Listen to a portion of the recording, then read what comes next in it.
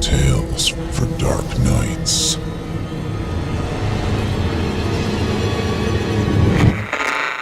Want to make sure you never miss a Chilling Tales for Dark Nights video again?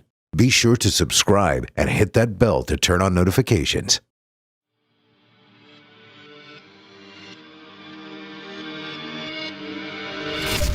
Welcome, dear listener, to Fear from the Heartland. I'm your host, Paul J. McSorley. Set aside some moments now and take an adventurous ride on a journey into the psyche of some talented writers. They will dig into your being and titillate you. Oh, I love that word, titillate. While the stories may not all take place in the Heartland, I am delivering them to you from the Heartland. My intention is to strike fear and confusion into the mind, soul, and yes, the heart. This is Fear from the Heartland.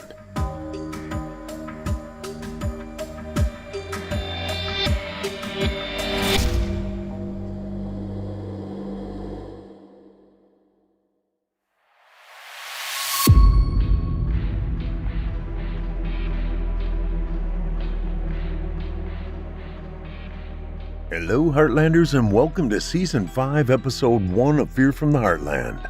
I'm your host, Paul J. McSorley. Hey, Heartlanders, you guys patrons yet? Visit simplyscarypodcast.com and click Patrons in the upper menu to join the club. You'll get ad-free versions of this and all our other podcasts, including hundreds of standalone releases from our audio archives dating back to 2012. It's a great way to show your support, and you get a whole lot for it. Yes, you heard correctly. It is time to start a new season, and yes, it is Season 5 already. Thank you, dear listeners, for making it such a joy to come here each week and share some wonderful tales with you. My favorite Irish toast to you all. May you be in heaven a half an hour before the devil even knows you're dead. Question for you. What is a philosophical fairy referred to as? Tinkerbell? Hey, this one kept me up the other night. The Tooth Fairy instructs kids that they may make money by selling body parts. Do you believe in fairies? Dirk Stevens gives us reason to believe. Let's get after it. I'm not crazy. I'm not. I just... Okay, so you know how a baby can't breathe until the doctor spanks her? Well, it's like that. Except I didn't get a spanking, and it wasn't my mouth that opened. I see them now. The fairies, naiads, kobolds, and they aren't what you think. And now for your indulgence, I Do Believe in Fairies by Dirk Stevens.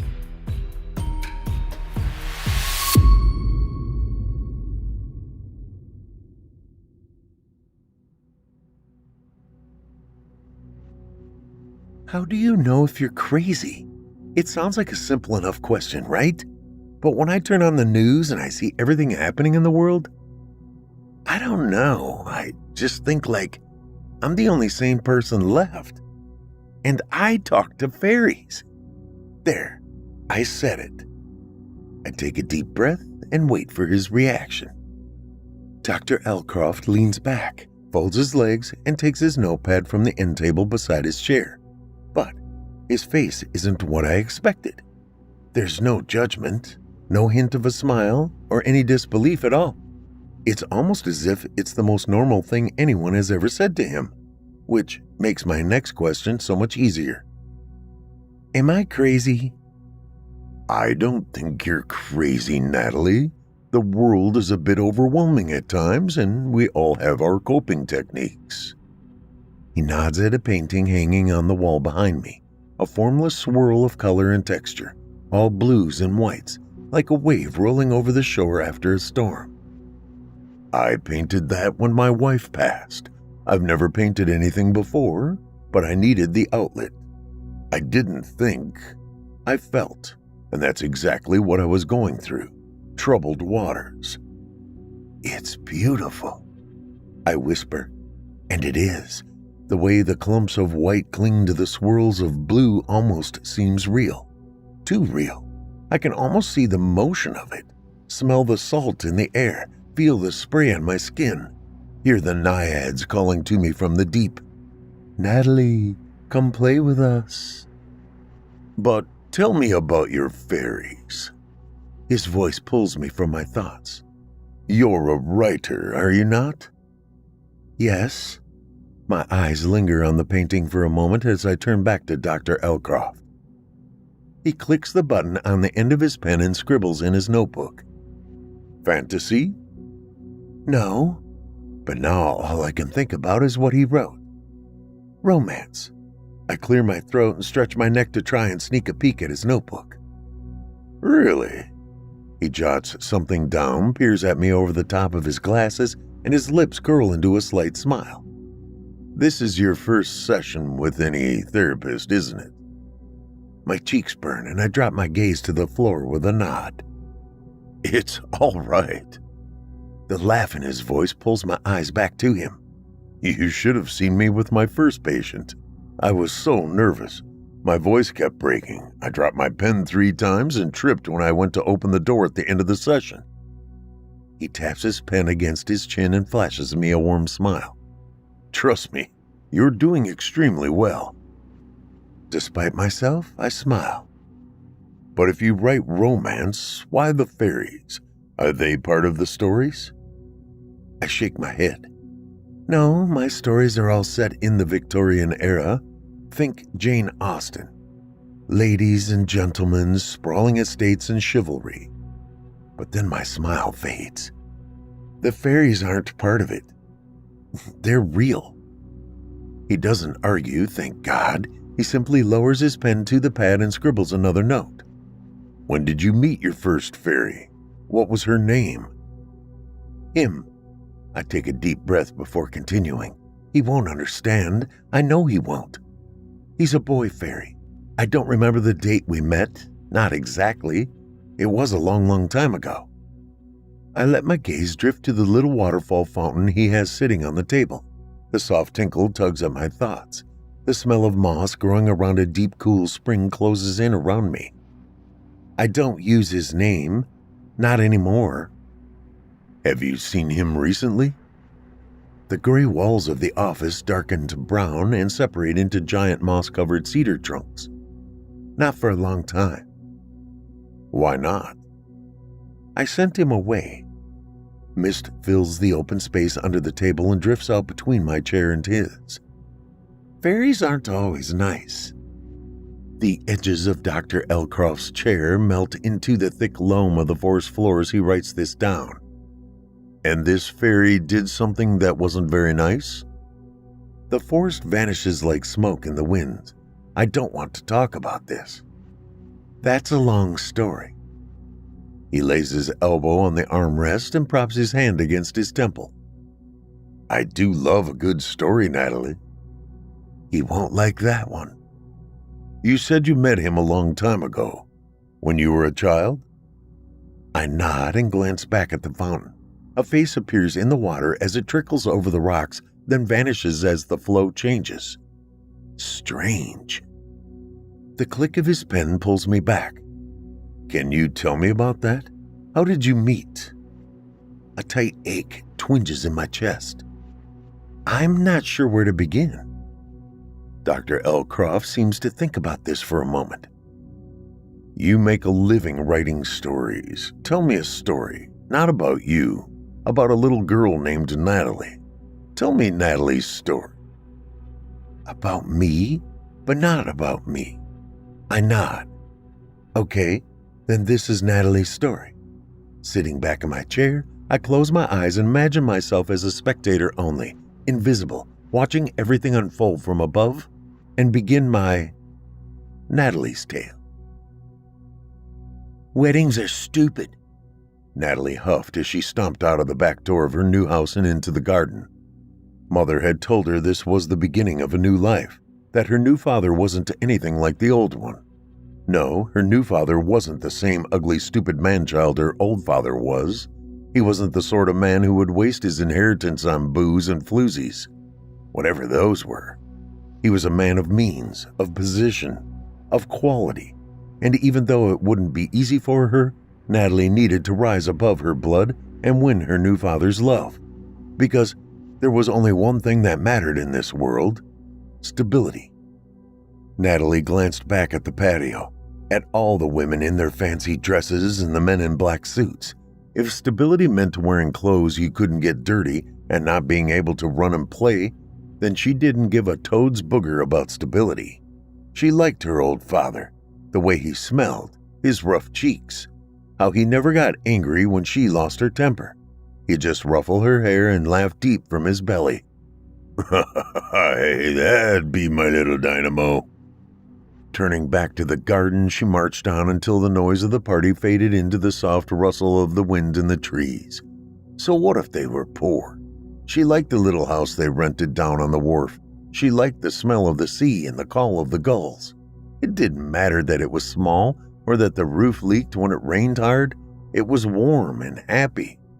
She flopped down on the ground under a large juniper tree, jerked off her shoes and stockings, and plunged her toes into the cool, soft loam with a sigh. That was probably the best part about her old life, never having to wear shoes. "Hello," a voice called from above. Natalie's head jerked up. "Who's there?" It was definitely a boy's voice, but even squinting, she couldn't make out the source. "Me?" Natalie jumped to her feet. "Me who?" "Jacob," the boy sighed. "You like climbing trees?"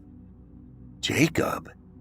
Natalie stepped around the trunk and spotted him sitting on a branch about halfway up, eating an apple. Mother did say something about her having a new brother. "Are you my brother?" Jacob shrugged. "Maybe. Are you Natalie?" "Yeah." "Then I'm your brother." He shoved the apple in his mouth, kicked his leg over the branch, and dropped to the ground in front of her. He dusted off his knees, took the apple from his mouth with one hand, and offered her the other. "Pleased to make your acquaintance." Natalie folded her arms over her chest. He was shorter than her. Her eyes narrowed. Actually, he was smaller all the way around. "How old are you?" 8. Jacob stared at his hand, wiped it on his backside, and held it out again.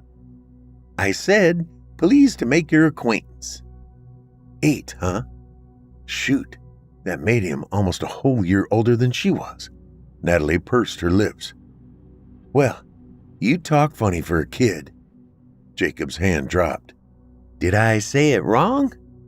Natalie blinked. "Say what wrong?" His face twisted into a knot. "Acquaintance?" He paused between each syllable, as if making sure he said every part correctly.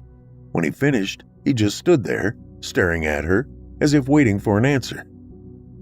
"Sounds good to me." Natalie shrugged, still scowling. "Why are you trying to talk like a grown-up?" "Because my dad, that's why." He threw the rest of the apple out into the grass beyond the tree. "I suck at talking good, so Dad's got me in."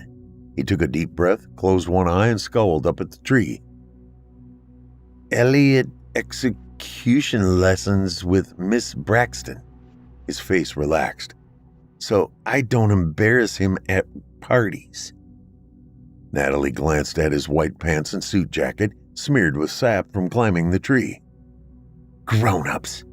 She glared back toward the sprawling brick mansion with its many chimneys poking out of the gray slate roof and sighed. "They mess up everything." She picked up the hem of her skirt and let it drop again. "At least you don't gotta wear dresses." "I thought girls liked dresses." Natalie shook her head as she pulled her gaze back to Jacob. "Not this one. You can't run in a dress or climb trees or catch bugs or dig worms or anything." "Bugs?" Jacob's mouth fell open like one of the fish they sold at the market back home. Well, her old home. "And worms, too?" Natalie shrugged. "Sure. How else are you supposed to catch fish?" They ain't so stupid they just bite an empty hook. Jacob smirked and stepped back behind the trunk of the tree. Ain't no word, so I ain't gonna say ain't no more. He'd exploded in Natalie's cheeks. Get over here and say that to my face, you slime-faced booger eater. She stomped, fingernails digging into her palms as her arms went rigid against her sides. Slime-faced booger eater? Jacob peered around the other side of the trunk, eyes wide.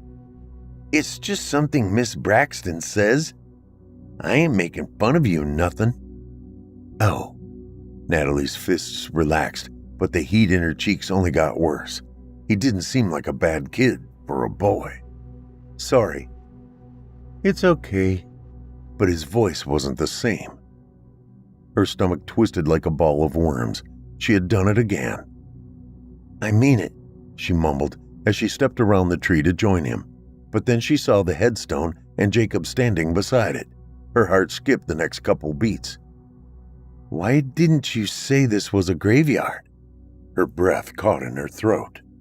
It was bad enough losing her temper like that, but near a corpse? That was just wrong. Jacob's forehead wrinkled. This ain't no graveyard. It's just my mom. Natalie could barely breathe. Your mom? He wiped his nose on his sleeve and nodded. She died when I was 4. This was her favorite place to be, so that's where Dad planted her. Planted her? Natalie coughed. He planted her here? It wasn't the word so much as how he said it, like his mom was a seed or something. Yeah. Jacob traced his finger over the top of the stone. Don't you know anything? If you plant a debtor where they were happy in life, then their soul looks after you. Natalie swallowed hard. She didn't know anything about planting corpses. All she knew about the dead she learned from her father, the way his body bobbed like a cork on the water beside the pier. How white bones look once the gulls peck the flesh away. How even though half the skin could be missing and she could still recognize his face, that even now she could still feel his rough, unshaven cheek against hers when she thought about him, as if he were still there, still with her, holding her close and whispering how much he loved her in her ear. Dr. Elcroft stops scribbling. The sudden silence draws me from the memory, and by the time he clears his throat, Jacob, the juniper tree, even the inlaid memory of Dad's body bouncing rhythmically against the pier is gone. So, I'm completely back by the time he pushes his glasses up his nose with his middle finger and asks, How old were you when your father died? 6. When he keeps staring, I explain. Mother said he stumbled out late one night, drunk of course, fell off the seawall and drowned. Dr. Elcroft's left eyebrow raises. And you found his body? I press my lips together, glance down at my hands and nod. 4 days after he went missing. It wasn't pretty. The sound of Dr. Elcroft's pen scratching his notepad brings my focus back to him as he raises his hand to his chin. Continue your story. Pulling my lower lip between my teeth, I tried to decide where to pick up again. Natalie didn't realize it at the time, but Jacob and her had a lot in common. I laughed. No, that's a lie. They had a lot of common experiences. They both lost the parent that loved them most. They were both haunted by the memory. But in truth, they couldn't be more different. Jacob was slow to learn, but kind, understanding, and gentle. Natalie was sharp as a tack, quick-tempered and brash, complete opposites. I paused for a moment thinking, maybe that's why they became so close, even if they didn't show it. A sharp pain stabs at my chest. I know what I need to say, but writing any story means being there, feeling the cool air of my skin, seeing with my characters' eyes, and walking with their feet. But it's not just a story. I can't console myself with the knowledge that it's fiction, because it's my story. I lived it. I take a shuddering breath to numb the pain, but a flicker of blue light flashes over Dr. Elcroft's shoulder. I blink, and it's gone, but I know what I saw. He's here. He came. My shoulders slump. It doesn't matter. If I don't talk about it, I'm just going to keep on reliving it, over and over, for the rest of my life. I came here for help, to stop the nightmares, to sleep. And so trembling, I close my eyes and sink back into the memory. Standing at the edge of the pond, tongue between her teeth, Natalie pinched the hook between her thumb and forefinger and pressed the end of the worm against the tip. Behind her, Jacob tightened the collar of his bright orange life vest around his neck. "You didn't say nothing about hurting him." Natalie closed one eye, pushed the hook into the worm and fed it through its body. "How'd you think it was going to get on the hook?" She turned around so he could watch. "See? It's like putting on a sock." About halfway through, she pushed the hook out through the side and let go. The worm thrashed and Jacob's face went from pale to green. "I don't," he gagged. I forgot the snacks." Without another word, he turned and bolted for the house. Natalie's whole body tensed. "Jacob Everett Wilson!" She dropped the pole, picked up a rock and flung it at him as hard as she could. "You big baby!" she sputtered. "You get back here!" The rock bounced harmlessly on the lawn, less than halfway to her target. Jacob didn't even look back. "Fine," she shouted and snatched up the pole. "All the fish are mine, do you hear me? Mine!" She flumped down on the grass and cast the hook into the water. Breathing hard, she tossed an angry glare at the house. "Stupid! What kind of boy gets all weird about killing worms anyway?" Without waiting for a bite, she pulled back in the line and threw it out again. Hard. Wearing that stupid life vest was bad enough, but this was too much. He was nothing but a girl in pants, that's what. Just a spoiled little rich kid that never had to do anything himself. Natalie snorted. If he had, maybe he wouldn't be such a Nancy. Shaking, she reeled in the line, jumped to her feet, and threw down the rod. What he really needed was a good whooping. Well, she could fix that. Just the thought made her vision blur. She marched back to the house, arms locked at her sides, hands balled into fists, ready to knock the sissy right out of him. She kicked open the door to the kitchen, not even caring if the cook was there, and stormed into the house. "Jacob, get over here, right now!" She stomped past the oven and turned to run up the servants' stairs, but then caught a glimpse of bright orange out of the corner of her eye and froze. There he was, sitting in a chair beside the stove, a half-eaten apple in his hand, staring off at something on the wall behind her. Natalie glanced over her shoulder to see what he was looking at, but there was nothing there, just a blank white wall. Cheeks on fire, she turned back to face him. "Look at me!" Jacob didn't move, not even his eyes. Natalie's fists shook. "I said look at me!" Without thinking, she slammed her fist into his nose. Jacob's head rolled back and kept rolling. It tipped off the collar of his vest, fell from his shoulders, and hit the floor with a dull thud. Natalie's whole body went numb. "Jacob?" She blinked down at his head, then at the headless body in the chair, apple still in hand. Tingles pricked in her chest, cold daggers that stabbed at her heart, but somehow kept her from feeling any emotion at all. "What have you done?" Mother's soft whisper raked down her spine like molten lead. I... Natalie sputtered, unable to take her eyes from Jacob. "You killed him," Mother hissed. All the emotions Natalie wasn't having slammed together like a tidal wave. "I didn't mean to," she sobbed. "I just wanted him to." But the words got stuck in her throat and came out as a trembling moan. He was dead. She killed him. Her own brother. She killed Jacob. Mother kneeled down in front of her and pulled her close. "Shh, child. Tears profit nothing." Natalie tried to choke them down, to keep the tears inside like Mother taught her, but she couldn't. She just couldn't. "Hush now." Gripping her by the shoulders, Mother pushed her back to arm's length. "You are my daughter, Natalie, and I don't want to see you in prison." Prison?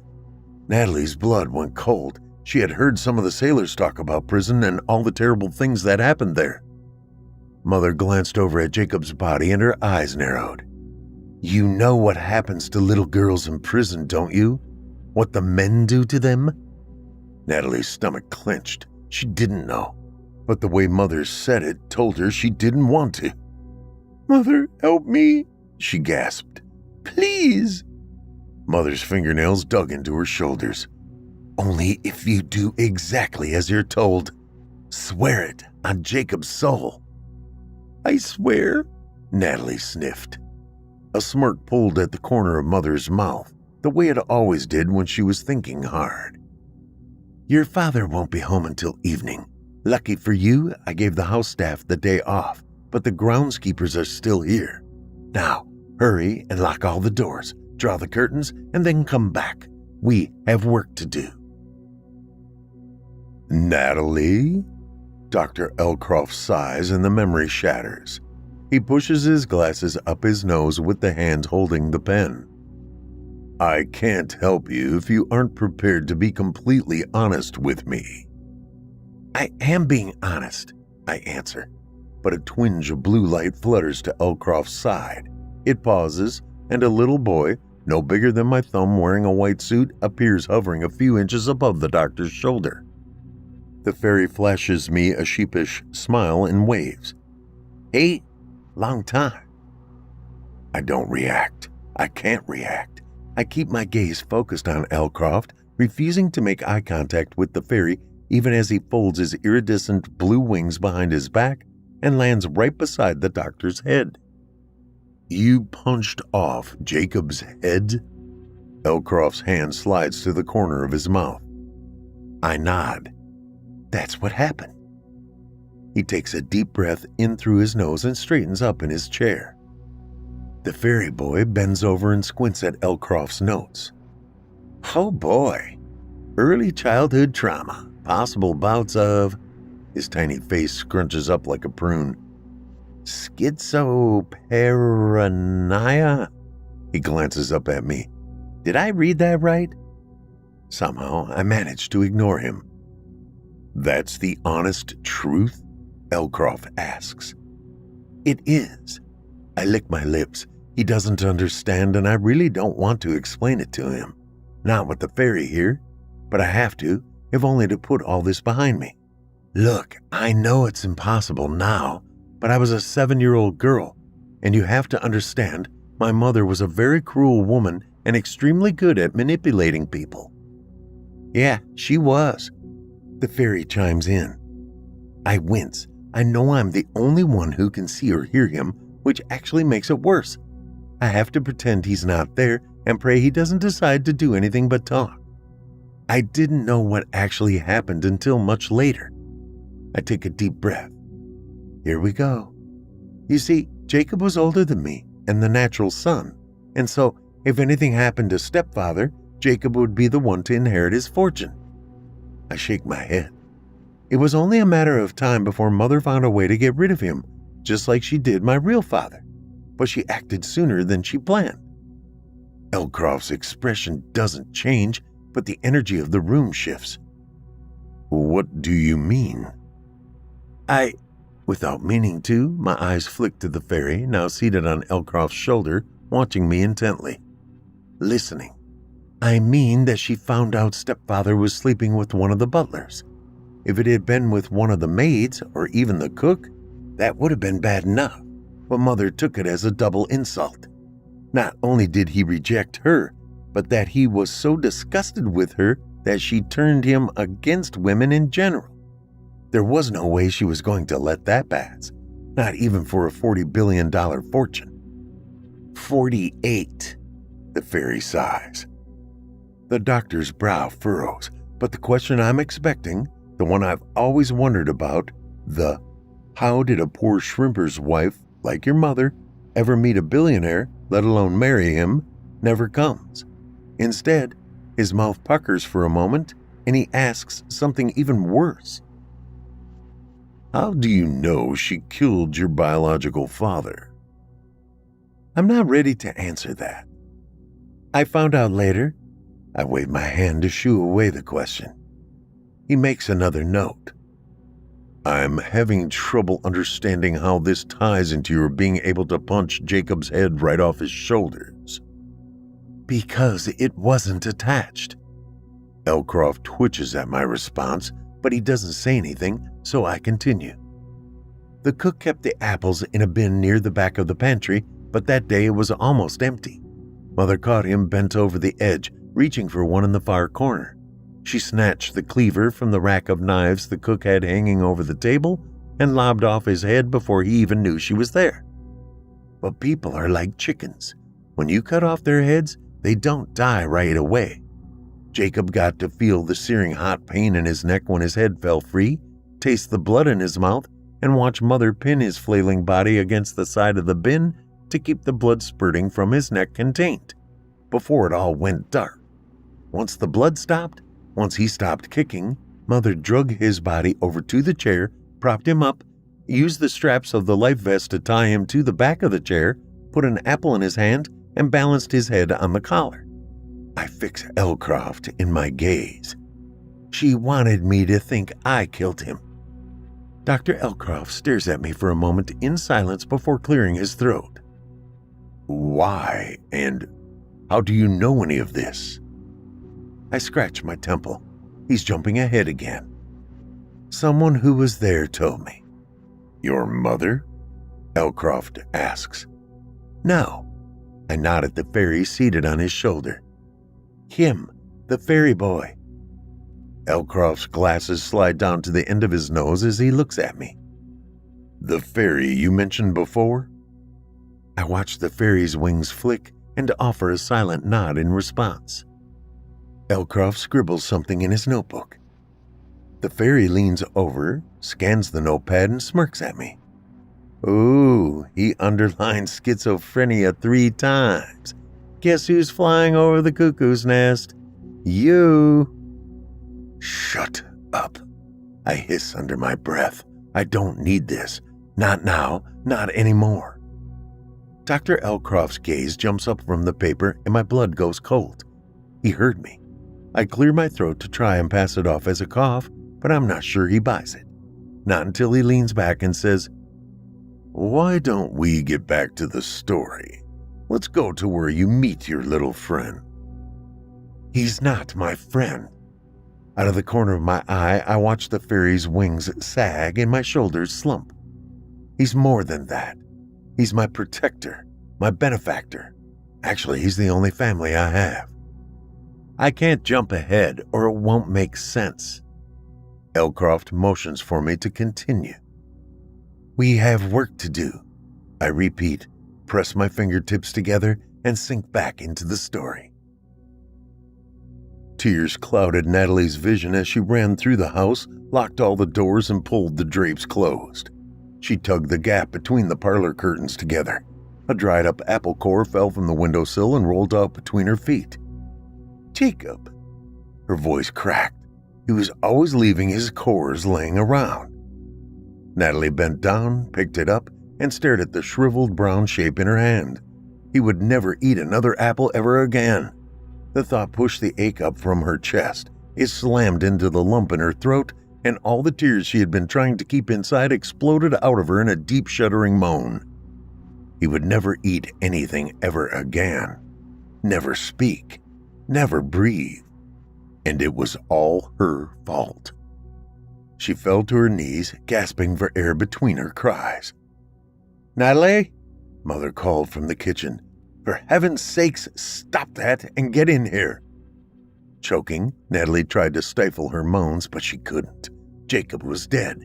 He'd never smile again, or laugh, or anything, and all because she couldn't control her temper.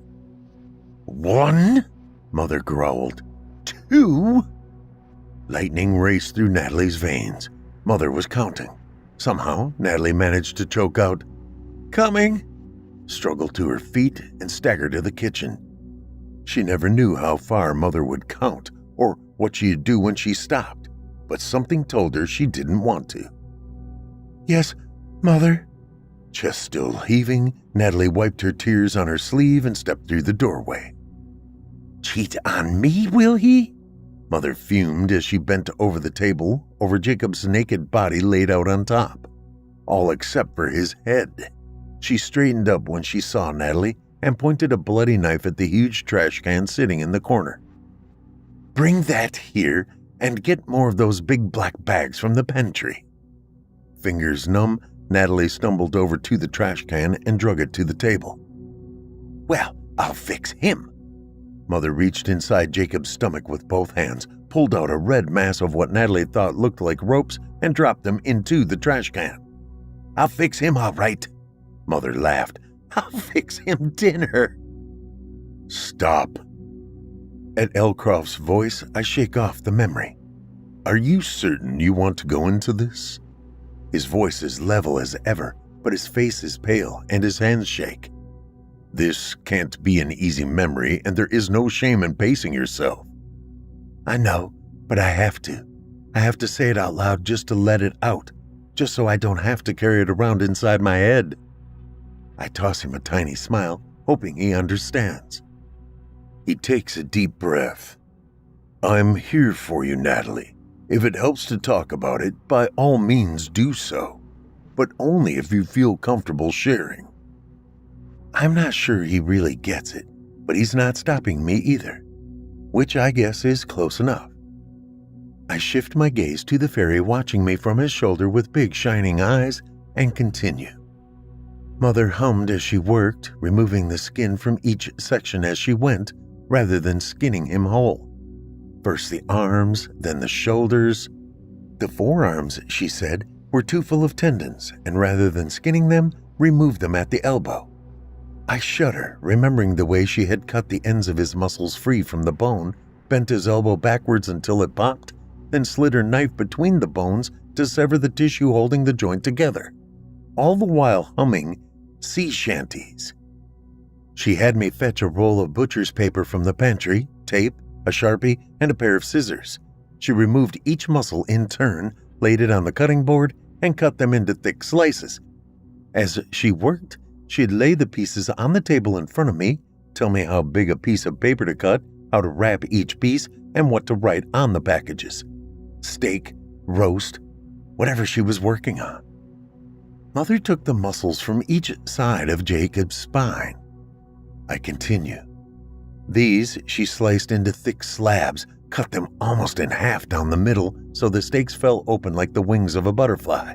She had me package most of them, but took the last 3 butterflies to the stove, dropped them in a large skillet, and smirked at me over her shoulder. "That's what we're having for supper. I hope you're hungry."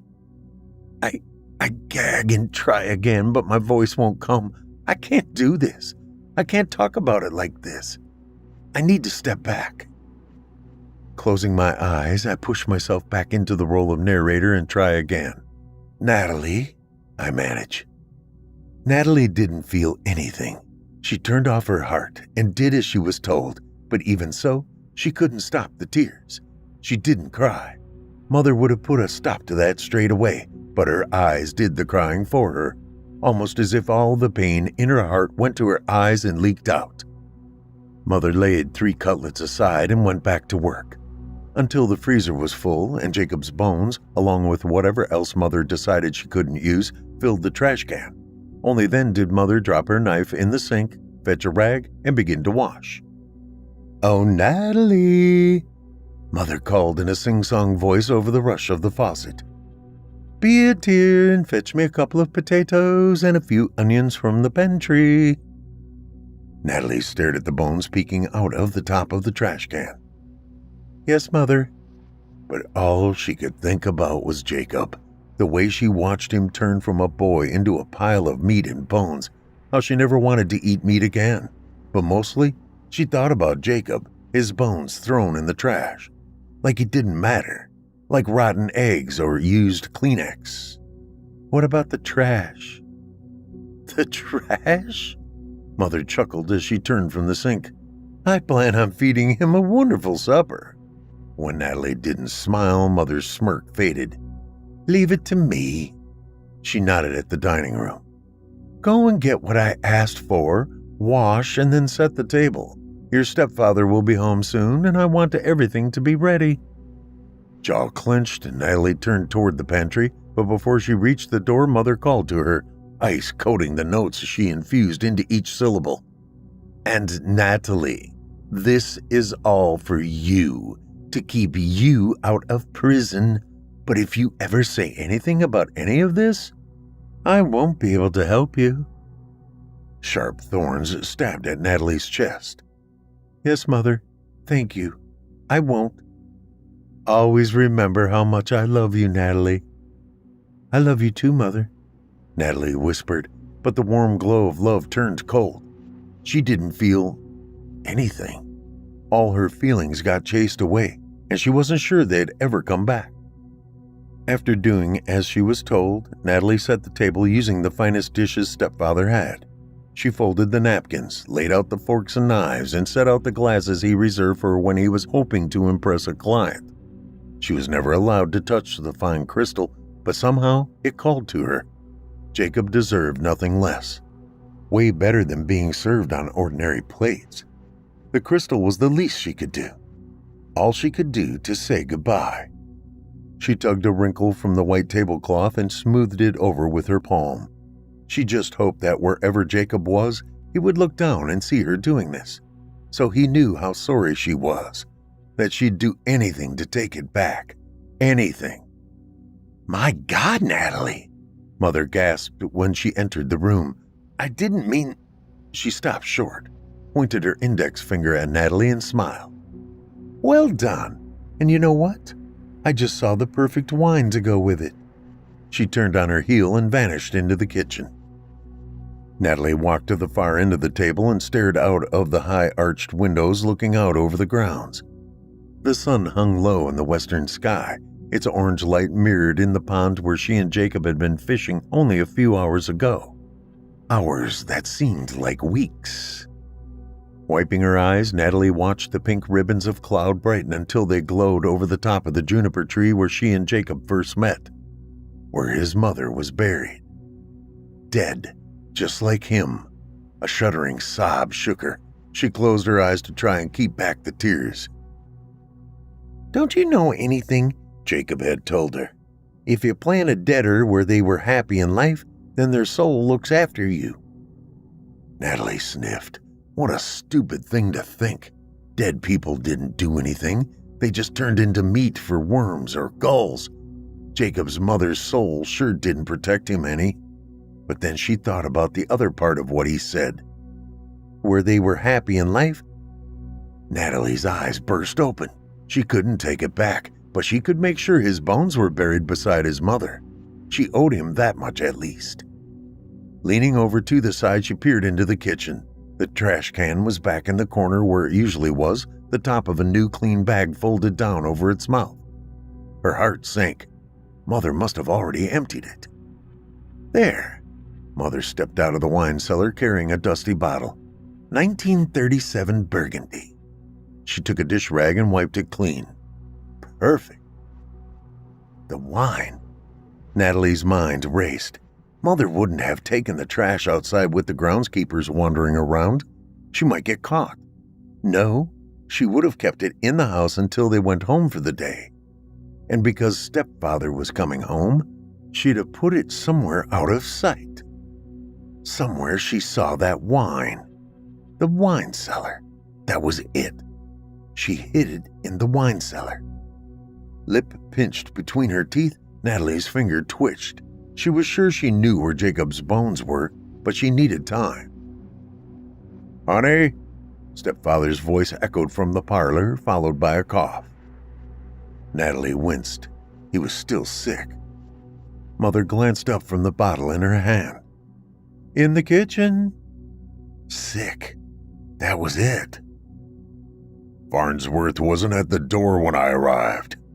Father's voice grew louder as he moved from the parlor toward the kitchen. Is he ill? Natalie darted to the table, snatched up her setting and stuffed it, glass, plate, napkin, and all, into the linen cupboard. I gave the staff the day off.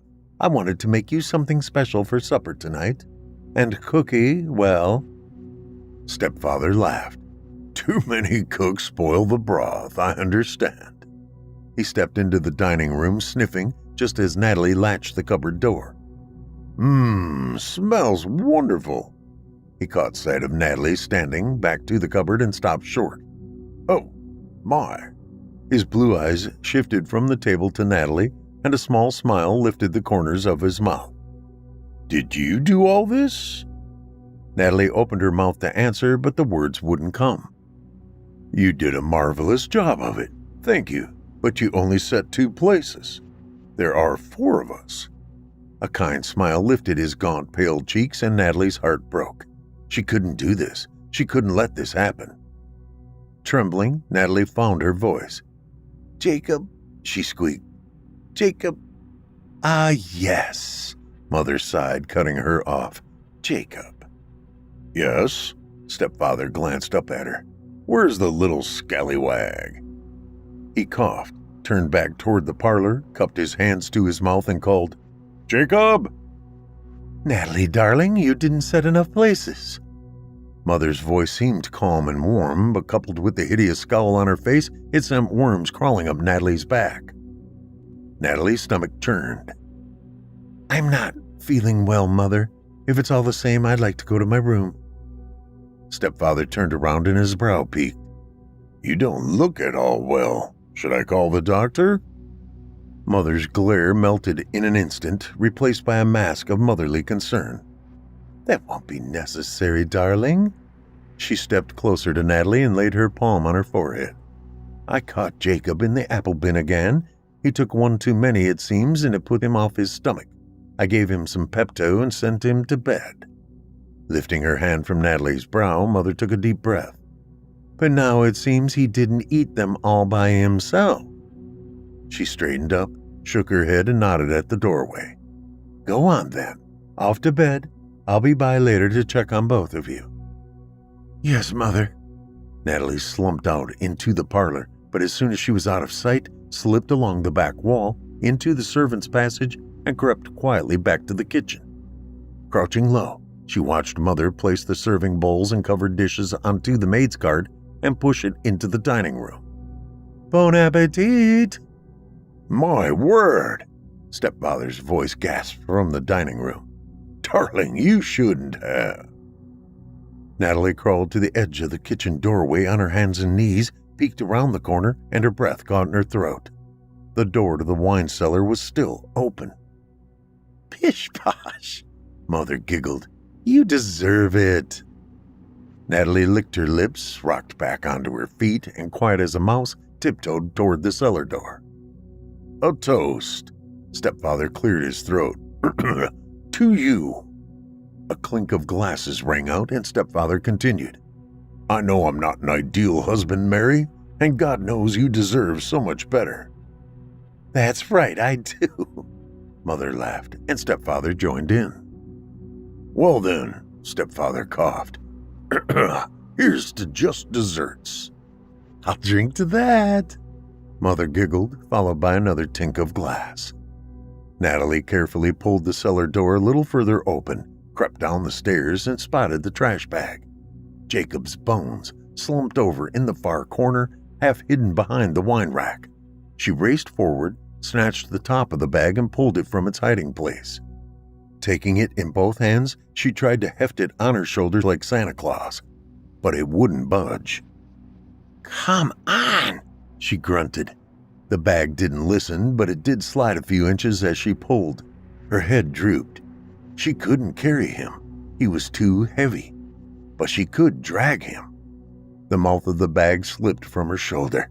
Natalie turned around, took a step backwards, and pulled the bag to her. It would work, but it would take time. When she got to the stairs, she stepped up, turned around, planted both feet, and pulled up on the bag until her arms burned. Jacob's guts and bones slowly sloshed up between her feet. Rubbing her tired arms, she glanced up at the door at the top of the stairs and groaned. It wasn't far, she told herself. "I can do this." She stepped up onto the next step, turned around, grabbed the top of the bag, and pulled. Over and over until last she reached the top.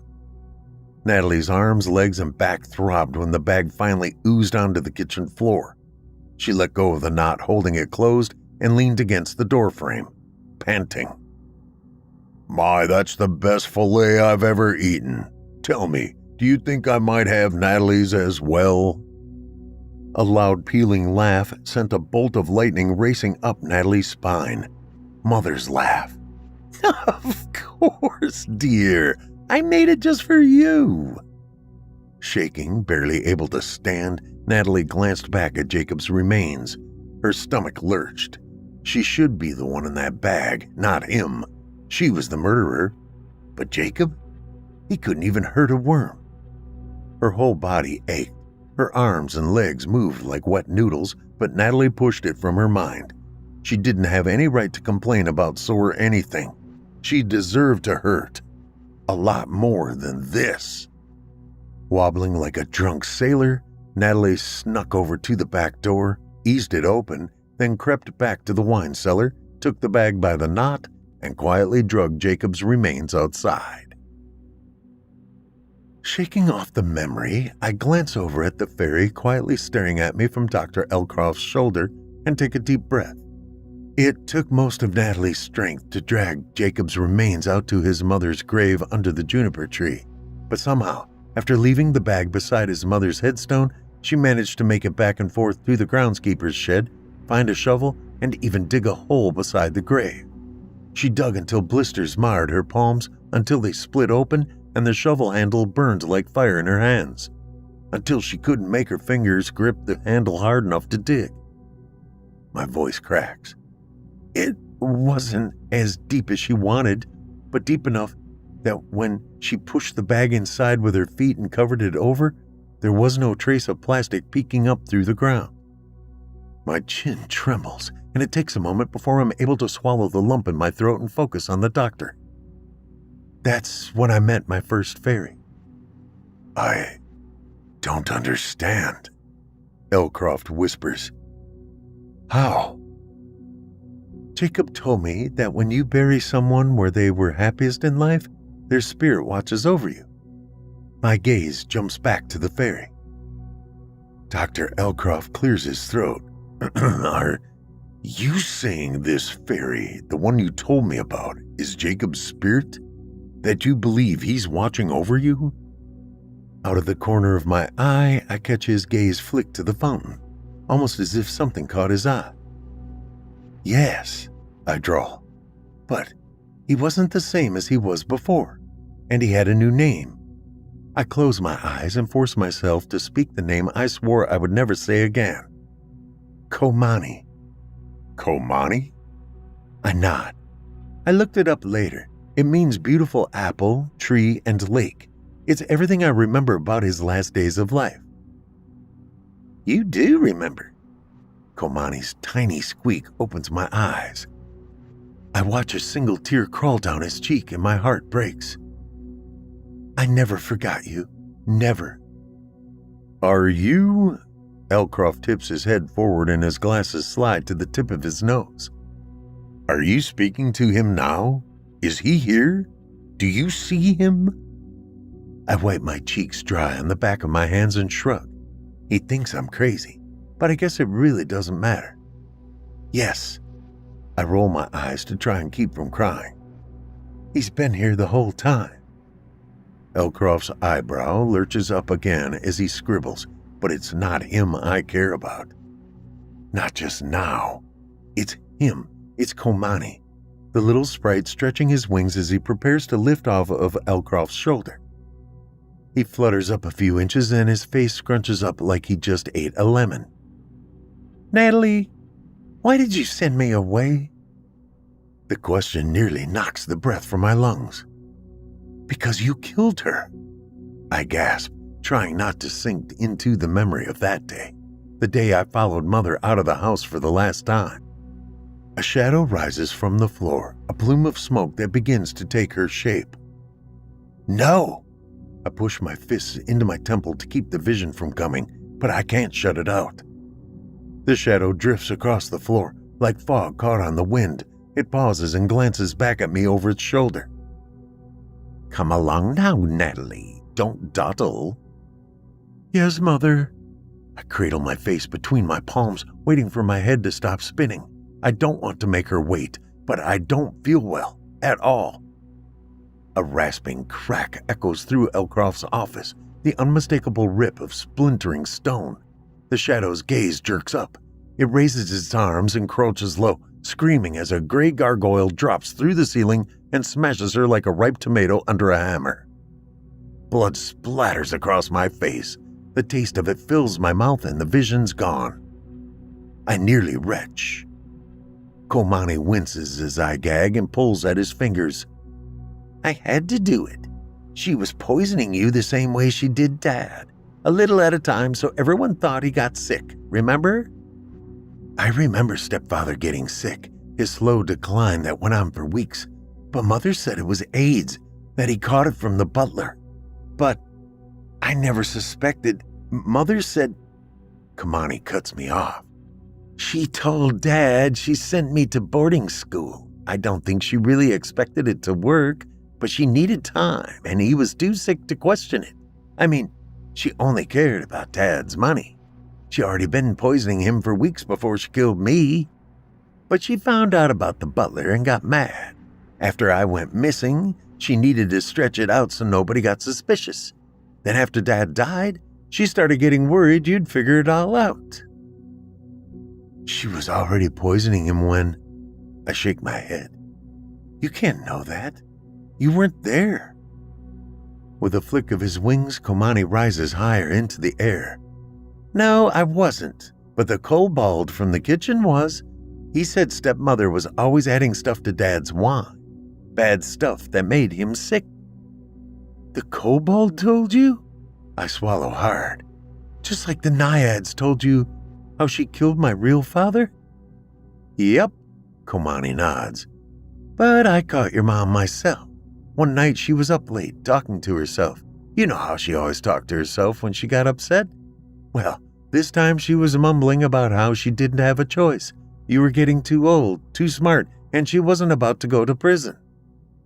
His gaze drifts to the fountain and his voice trails away. She was going to kill you too.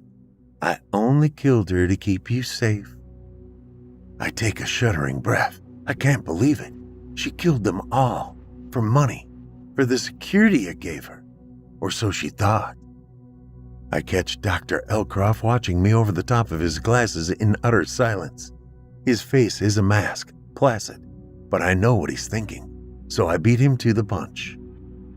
You don't believe I talk to fairies, do you? He seems to think about this for a moment. I believe that you believe you talk to fairies. I snort, but before I can think of something snotty to say, Komani zips down to the fountain and hovers just off to the side of the water, seemingly transfixed by its flow. Natalie, Elcroft clears his throat. Given what you've been through, I'd say you're doing very well, but I'm afraid these fairies are nothing more than your mind trying to come to terms with the trauma of your past. You need proof. I suppose I shouldn't be surprised. He's a psychiatrist, a materialist. It's how he sees the world. Like Tolkien once said, 5 senses, 3 dimensions, 4 walls, a prison for the mind. A little sigh pulls my attention back to Komani and it hits me. Komani's not just watching the water, he's talking to someone. Another fairy creature, a creature in the water, a naiad. I glance back at the painting and my mouth falls open. I'm not the only one here with the guardian spirit. Komani? It's only a hunch, but I need to know. He holds up his hand toward the fountain as if asking for a pause in a conversation. Yeah? Tell me about your new friend. Dr. Elcroft's eyes widen as I repeat what Komani tells me as I recount for him every detail of his wife's suicide. Tears swell in his eyes when I tell him that it wasn't about him, that she always loved him and always would, but that she was gripped by a sadness she never told him about, that she didn't want him to know about because she didn't want to burden him with it, that it was that sadness that overpowered her and claimed her life, that she ended up harming him all the more because of her silence, and that she would always be with him, always watching over him until they could be together again. Elcroft doesn't react. He just sits there staring at the fountain, and when I stand to leave, he doesn't move to open the door for me. He doesn't stand. He doesn't even look at me. He's searching for her, his wife, dancing in the water of the fountain. I leave him to his thoughts and exit the room as quietly as I can. I watch him through the crack of the door as I pull it closed, then turn to Komani hovering a few feet away. Despite everything, all the painful memories, I'm glad I came. Komani is back. I think reconciling with him is what I really needed, and although Elcroft may not know it, I have him to thank for that. And with Komani watching over me, I know the nightmares are finally over. But there's one thing I still don't understand. I get why I can't always see the fairies. I sigh. They're very careful about who they show themselves to. But she's his guardian, like you are mine. Why doesn't she trust him? Why doesn't she let him see her? Easy, Komani shrugs. Because he doesn't believe in fairies.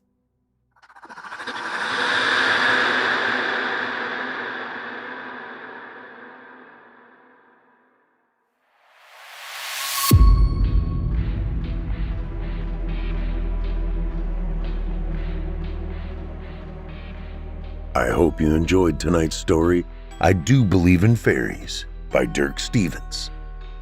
Dirk Stevens exists only as a fantasy, more at home among the fairies as goblins of his imagination than roaming the mundane realm of mortals.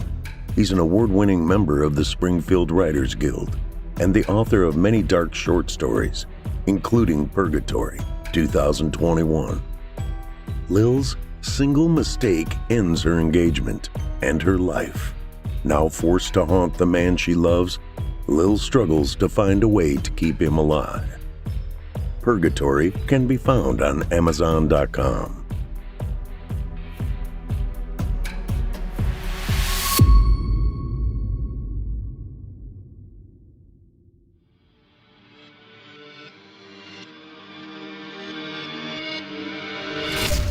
If you enjoyed tonight's story hosted by yours truly, Paul J. McSorley, you can search my name on Chilling Tales for Dark Nights on YouTube for additional previous stories. If you'd like to hear more lengthy tales, be sure to take a look at my audiobooks. Available now on audible.com or just visit paulsbooks.net. That's PAULSBOOKS.net. You can also find me personally on Facebook and Twitter. And with that, listeners, our weekly journey into the psyche has just about come to a close. But before we go, I'd like to take a moment to thank you for joining us for tonight's episode and remind you to take a moment to stop by our iTunes page and leave Chilling Tales for Dark Nights a 5-star review and a kind word. And follow us on Facebook, Twitter, and Instagram if you haven't already. And while you're at it, please remember to stop by our Apple Podcast page or wherever else you listen to your favorite podcasts and subscribe. The charts are based on subscriptions, not listens. So if you haven't subscribed yet, I'd really appreciate it. I'm your host for Fear from the Heartland, Paul J. McSorley. I've enjoyed the titillation tonight. Ooh, there's that word again. Thank you for joining me. Hope to see you again next week at Fear from the Heartland.